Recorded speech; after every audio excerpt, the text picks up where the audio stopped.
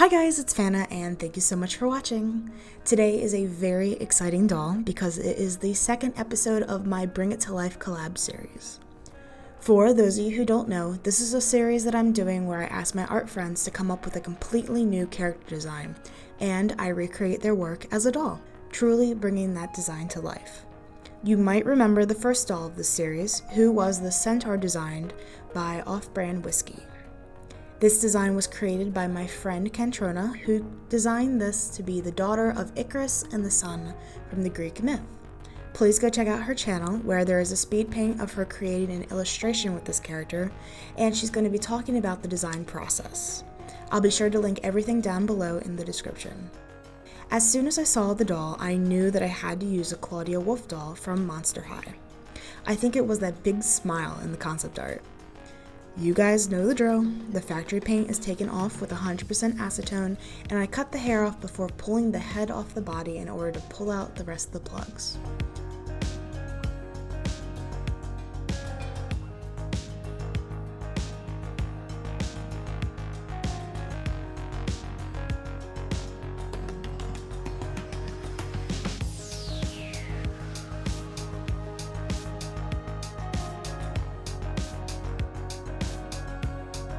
After 2 layers of Mr. Super Clear, it was time to start the face. I began with pastels to build up some deep pink blush, adding it to her face and to her joints, as well as some micro glitter to her face. I really slathered it on there. She had to be glowy like the sun, right?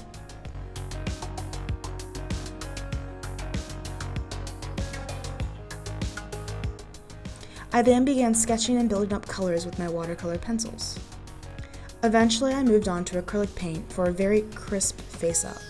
I had a lot of fun doing this. I don't usually work with completely acrylic paints, but I felt like it really made it nice and simple like Canta's art. I also don't work with pink very often, so I will admit, even though it's not my favorite color, it's don't tell anyone, it's a nice change from all my purple face-ups.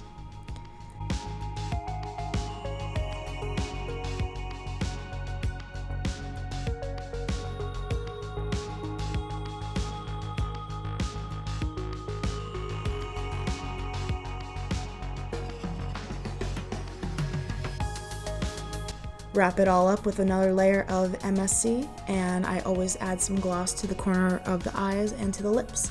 And this doll's face up is all done.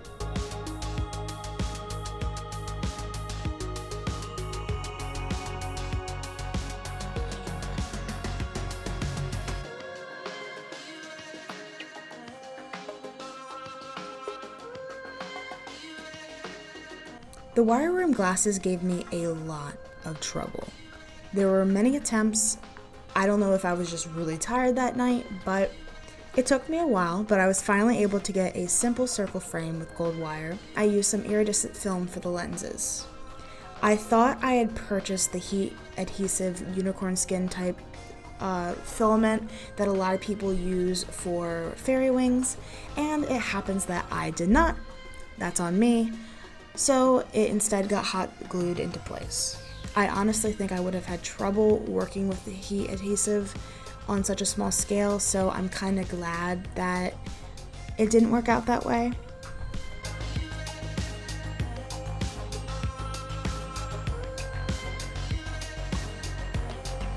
The wings were a lot of fun to do too. I really wanted to have a layered effect to show the different segments of the wings. So I cut out 3 different parts for either side of each wing. So in total, there are 12 pieces of film. I received a pack of glitter markers from a friend, which I wanted to use on the white craft foam because I thought the glitter would really show up, but it didn't. The ink did bleed everywhere because the markers are super juicy.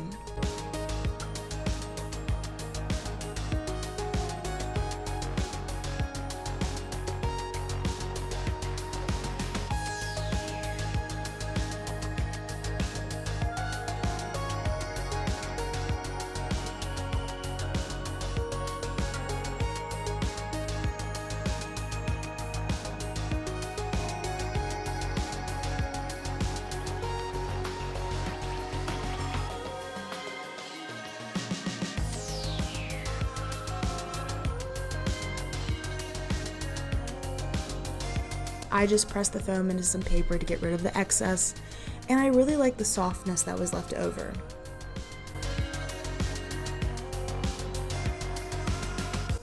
I hot glued the pieces together after making a wire T-shaped frame to stick in between the layers of 3.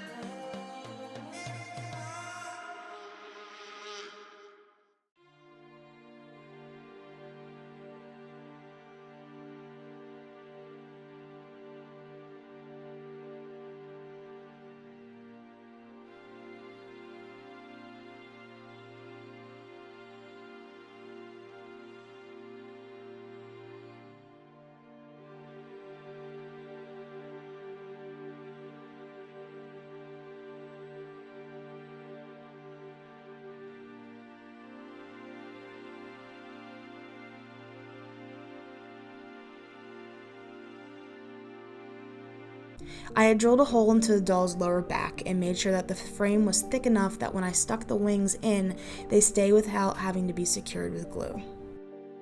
Honestly, I thought the romper was going to be the hardest part of this doll, but it was probably one of the easiest, which I appreciated. I ripped apart Claudia's original romper and made a pattern off of that, editing it as I went to fit Canta's character. I happened to have the perfect fabric for the doll, but I decided to do something different and use fray check for the first time, and oh my gosh, it changed my life. I usually try and hem my doll clothes, but it's very hard to work like that at such a small scale, so you better believe that fray check is going to be more in my future. I pleated the shorts, and I sewed up the sides of the shirt and sewed it all together.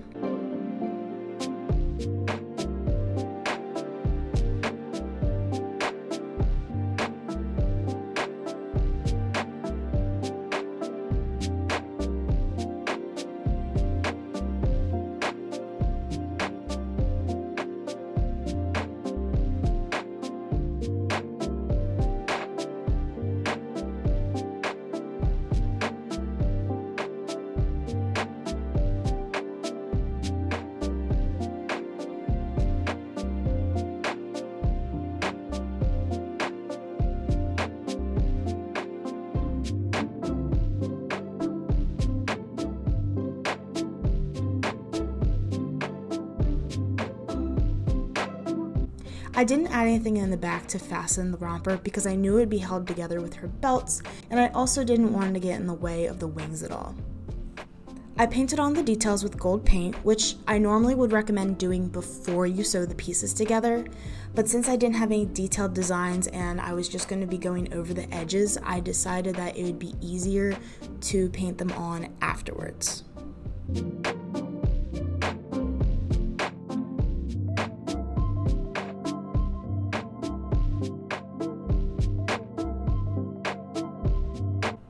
The armbands are made out of black craft foam, which I cut into the correct shapes and molded to fit her arms.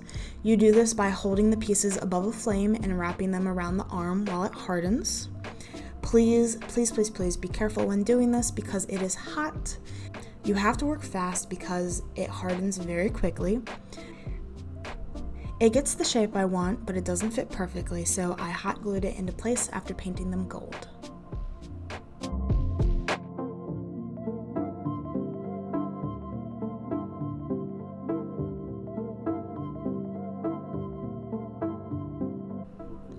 I wanted to add a lot more detail to the belts than what Canta had in her illustration, so I used 2 belts that I already had in a yellow goldish color. I started by painting them both black and then adding in some gold details. I really love how they look together. It's perfect for layering for me.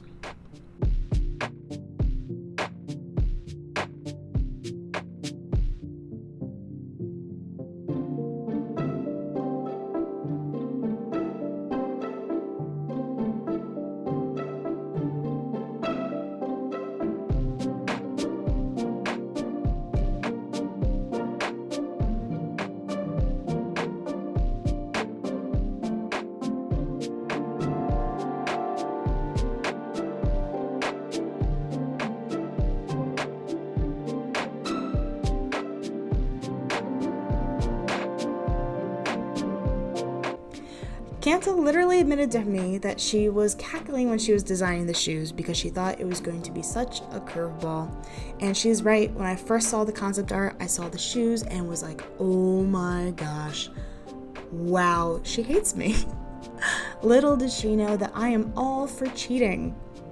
I stole some shoes from a Monster High doll and painted them black with a pop of gold at the bottom of the shoes, which I personally really like. I think they look really cool that way.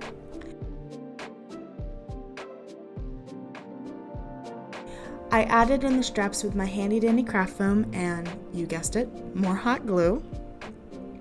I actually had several people say to me that they didn't realize at first that the straps were not originally part of the shoes, so, I would count that as a win.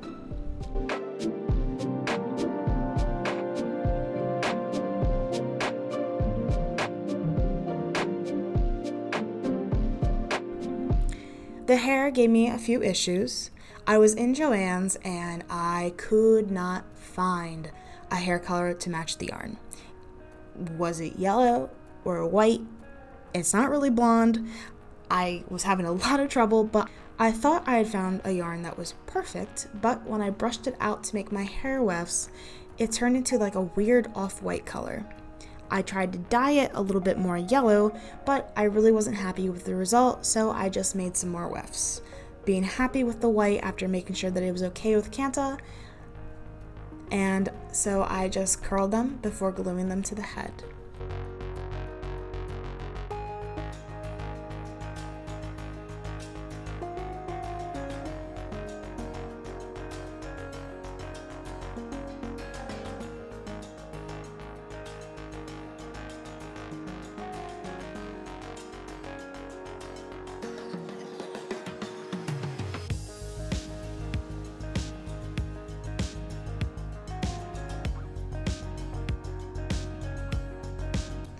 I really love how the hair wefts give the doll's hair a lot of movement, and it almost like gives her body like as if she was flying. And her little space buns are really adorable. After putting her all together, she's all done.